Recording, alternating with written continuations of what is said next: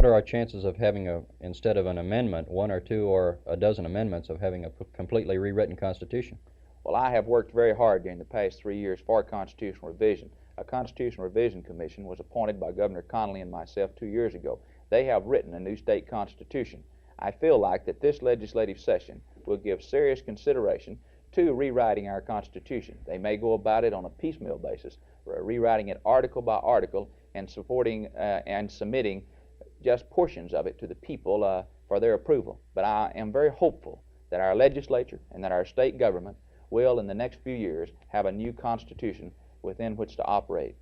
In the next few years, our Constitution was written in 1876. Will it be 100 years old before we get a new one? I certainly hope not. As a matter of fact, I think I'll do a very politically dangerous thing. I'll predict that we'll have a new Constitution before our old one is 100 years old.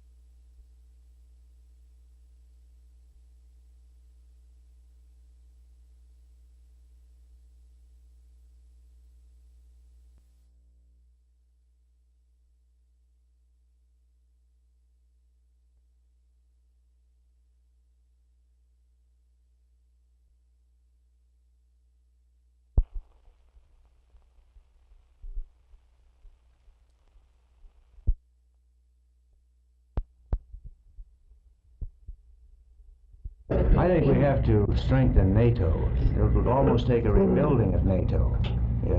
Under the Johnson-Kennedy administrations, NATO was ignored. And I think this is probably one of the primary reasons for the Nixon trip. Because if we have a good solid NATO in Europe, we're going to have peace in Europe. Without it, we're probably going to see some more Czechoslovakias. What would be your position on the recent FCC threat to ban cigarette advertising from television? Would you be in favor of extending the congressional ban against this?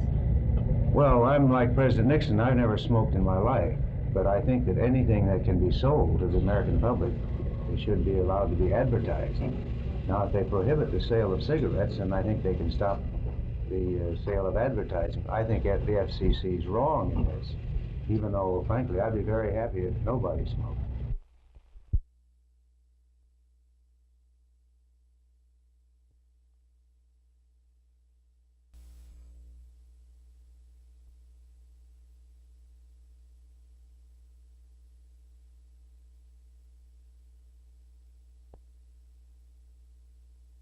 All right, you say you've had 20 burglaries here in something under 6 years, as high as 4 a month here and at your home.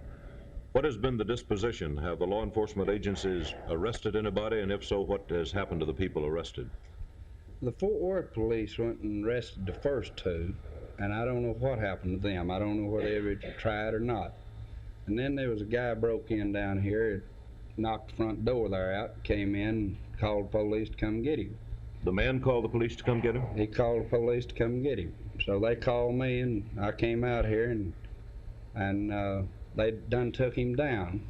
And they said they couldn't file burglary on him, but they filed breaking and entry and destruction of personal property. Did it ever go before a grand jury? Yes, sir. Did you appear before that grand jury? I appeared down there before the grand jury. And what did the grand jury do with the man? I called back 3 days after they talked to me down there and see what happened to him. They said he no-billed him. They no-billed him after he was charged with breaking and entering, and he himself called the police and told them that he was inside your place of business, yet the grand jury did not bill him. Was anything missing when he was inside your place? No, sir. What excuse did he give for being in here? Said he was cold and he wanted to get in out of the weather.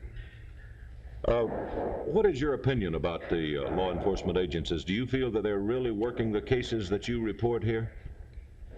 Well, I don't know. Looks like to me they catch a few more of them. Now, like I say, I've sat here in my place of business, and I have witnessed at least 150 citations within a block either way. Traffic citation? Traffic citation, radar.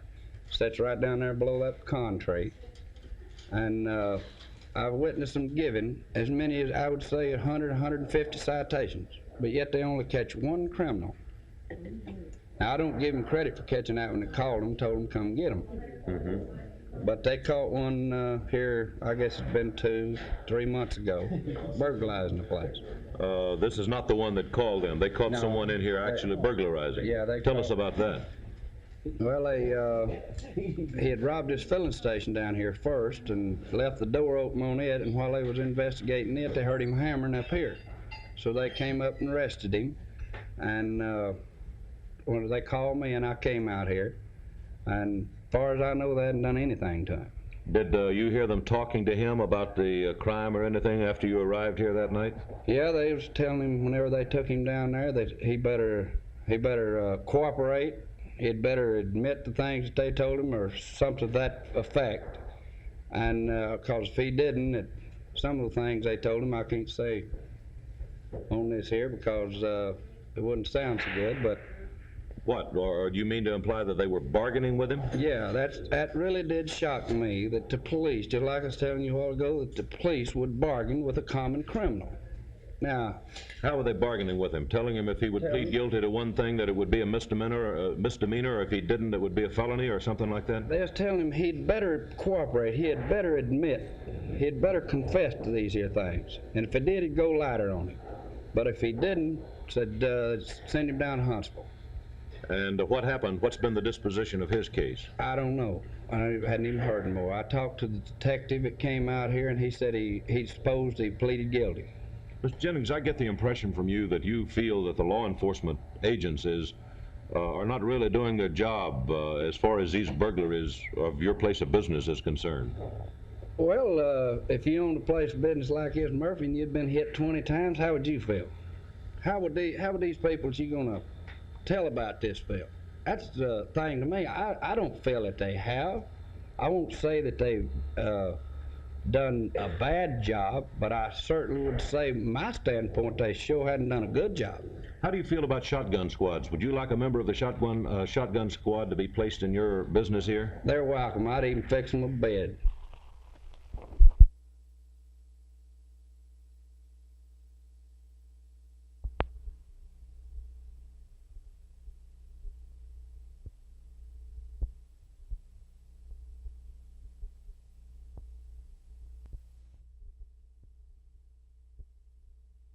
Congressman Collins, what do you expect to do tonight?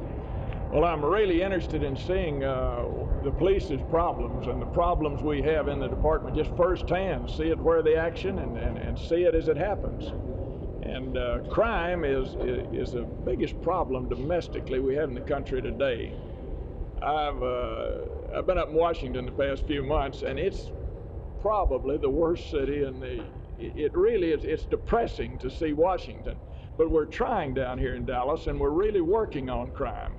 And I think the police are making a strong effort. I'd like to see what they're doing and what we as citizens, fellow citizens, could do to help them. When I told them I wanted to go where the most action was, where we have the most crimes, I'm not interested in automobile accidents. I'd rather see car thefts or theft of some type, where they've broken in a house, or a burglary, or a robbery, or mugging, or just any of these crimes. I hope we can see the more violent action. Congressman, what's your theory on how to help cut down crime? Well, two things. The first one is I think we need to make it easier to provide evidence for police when they have convictions. And the second one is I believe that citizens can do more, an aroused citizenship helping and backing up police. And I'm hoping that tonight we can see ways that people can help the police more. Do you have any theory on crimes of violence? Well, I guess you'd say I'm a pretty hard liner. I'll tell you, I believe that when a man commits a crime of violence, that we ought to put him away and let him rehabilitate in prison. Are you looking for such things on the police force as more people on the shotgun squads, more dogs on the streets? No, I don't know, but I'll tell you this. In Washington, they put dogs on the streets, and it was a very effective thing. I'm not opposed to dogs on the street. It's another way of helping the police, and any way we can help the police, or any way we can